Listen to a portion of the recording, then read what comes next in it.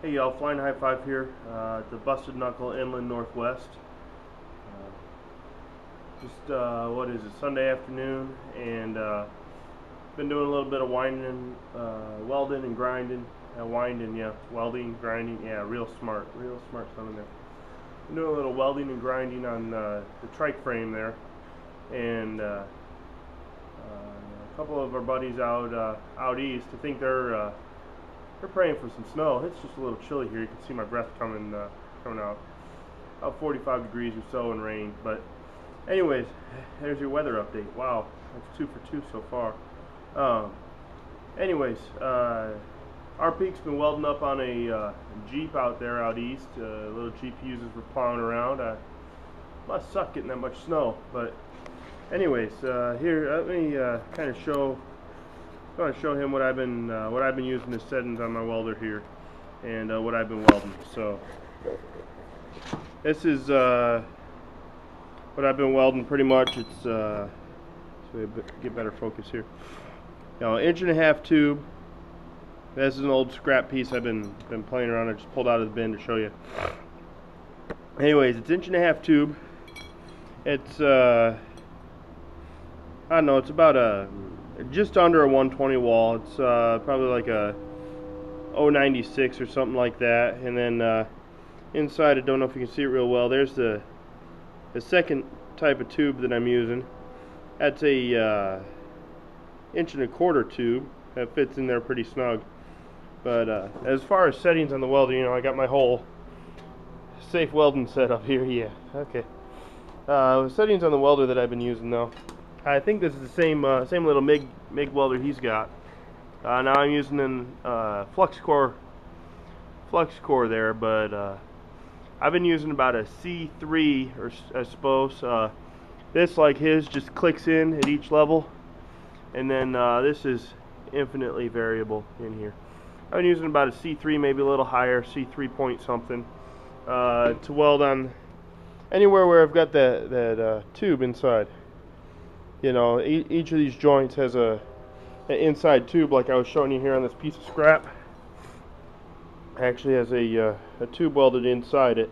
A little more stability there. Now that's what I've been using. You know, a little bit more heat for that. Now on this other part of my frame here, let's see, I might have a light here I can turn on. There's some sort of light, I think. All right. Now this other part of the frame, the neck I got here.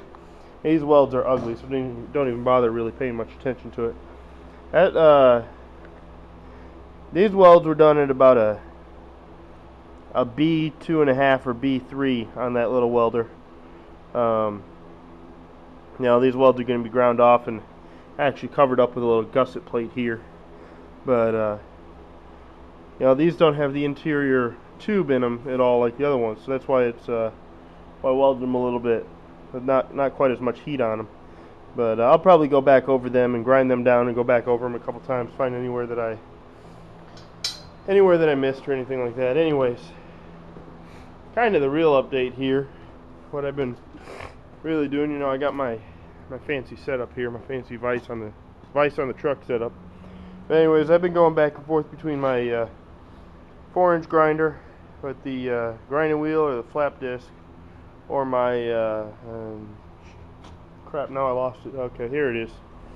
Or picked this up at Harbor Freight for about, I don't know, 15 bucks the other day. It works pretty well, but you know, when I'm grinding off a whole bunch of weld, it takes a long time with one of these little sander discs to do it. So I've been knocking it down with the grinder, you know, going back over it again with the flap disc over here. There it is. And then hitting up, kind of finishing them up. You can kind of see this one's pretty much done here, I think, this rosette weld I had here. I'm getting pretty close on some of these. I'm going to obviously be going back over it. This is a 40 grit. I've got a 100 grit and a 180 grit sitting over there on my stack of winter tires. You know, we ain't got any snow yet, so I don't need to pull them out yet. Yeah, beautiful day in state is this, Washington. Beautiful day in Washington here. Anyways, so yeah, I've been hitting them with the 40 grit, and then once I get them all done, I'm gonna hit them back up with the 100 grit, and then the what is it, the 180 grit. Get that light out of my, there it is, get that light out of my face. Anyways, so that's that. And the final thing I got here, I asked a couple folks what that was, and if they'd ever seen it before. And you know, Musty One over there, he knows what it is. He works on real motors, flat sixes, you know. Our Volkswagens might only have 4. I don't know much about Volkswagens. I do know about Corvairs here. Corvairs, I don't know if I can see it here on the bottom. Make sure I got my light kind of see in there. That's a pushrod tube on there for the back cylinder. But when you got the valve covers off and trying to get them pushrod tubes out, your rocker arms off and everything, rebuilding the motor, this is a handy dandy little adapter. It goes right over the pushrod tube, and you can tap on it with a hammer to get that tube out. More importantly, flip it around with the pivot. You know, hold that pivot up there, and you can. Yeah,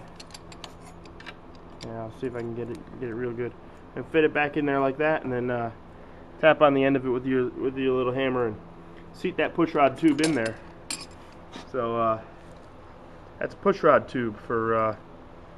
Got that from Clark's Corvair parts, but so that's what that is, and why you need the pivot, so you can get both ways, the removal and install. But it comes in handy.